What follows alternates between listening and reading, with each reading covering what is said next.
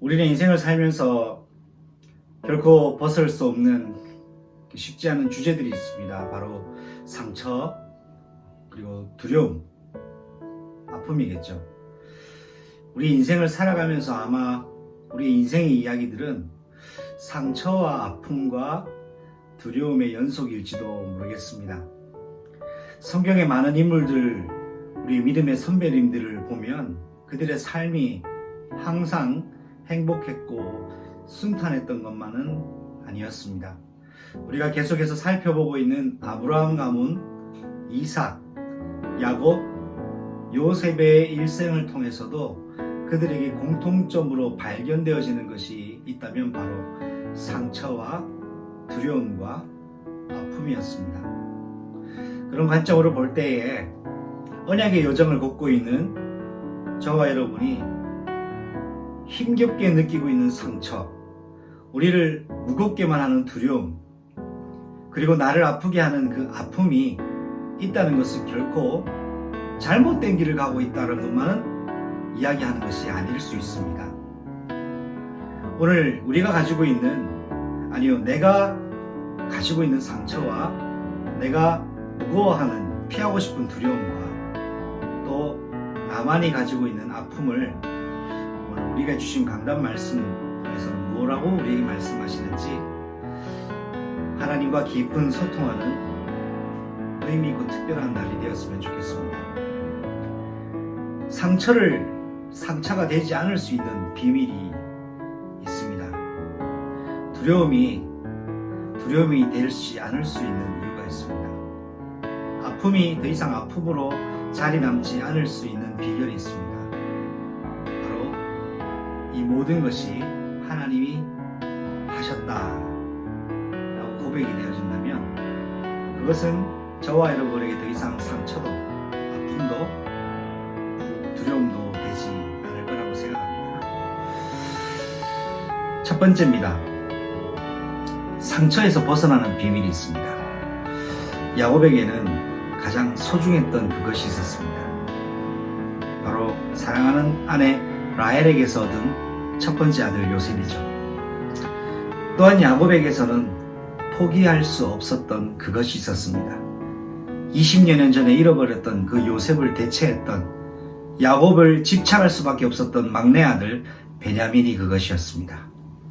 그런데 하나님께서는 야곱에게 요셉도 취하셨고 베냐민도 취하셨습니다. 야곱의 깊은 상처를 하나님이 하셨구나 라고 온전한 치유를 하시려고 당장에는 이해할 수 없고 당장에는 납득이 되지 않는 방법이었지만 하나님은 20여 년 전 요셉을 취하셨고 또 막내 아들 하나 남았다고 생각했던 이 베냐민마저 빼앗기게 되는 상황까지 왔습니다.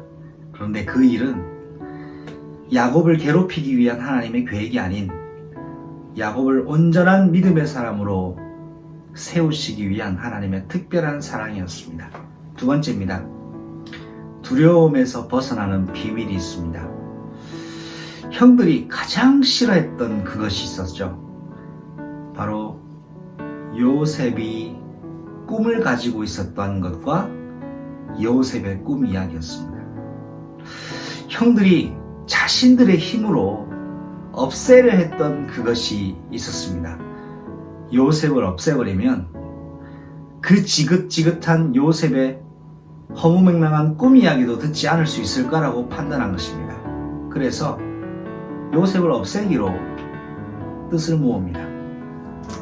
그러나 20년 이후에 형들이 가장 싫어했던 그 꿈, 형들이 가장 싫어했던 그 요셉을 하나님은 요셉의 꿈같이 요셉에게 주셨던 약속을 그대로 이루시게 되셨습니다.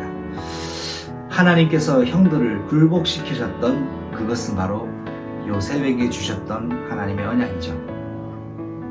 어떤 환경도 여러분을 굴복시킬 수 있을지는 모르나 그 환경을 도리어 굴복시키시는 것은 오늘 여러분에게 주신 하나님의 영원한 약속이라는 것을 여러분 꼭 기억하시기를 바랍니다.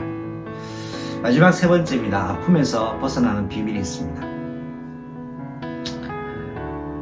요셉은 어머니에게서 분리되어야만 했던 아픔이 있었습니다. 하나님이 왜 어머니를 요셉에게서 분리시키셨을까요? 라헬에게는 복음적이지 못한 사상이 있었습니다. 요셉에게 유익하지 못했습니다. 요셉에게 유익하지 못하니까 하나님이 분리시키셨습니다. 아버지 집에서 요셉을 분리시키셔야만 했던 하나님의 이유가 있었습니다.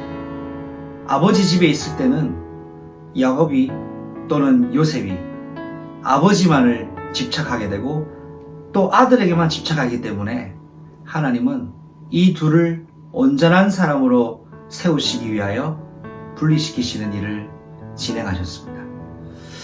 형들에게서 하나님은 요셉을 분리시킵니다.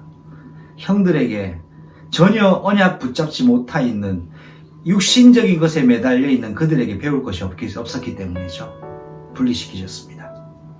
어머니에게서 아버지에게서 형들에게 분리시키는 그 분리되는 과정은 아픔이었으나 하나님은 그 아픔을 도리어 기쁨으로, 도리어 축복으로 바꾸셨습니다.